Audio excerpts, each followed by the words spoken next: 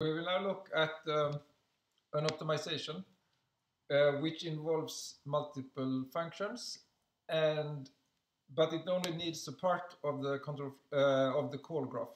Okay, so say A calls B and C, and that they are called very frequently.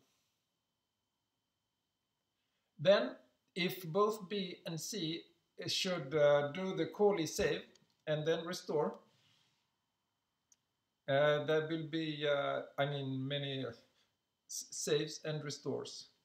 And then they are called again, and they start with saving the registers they need to modify, and then before returning, they restore them.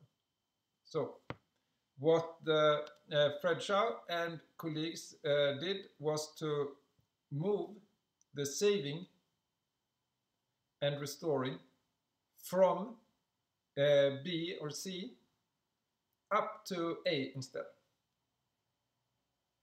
And this can improve performance.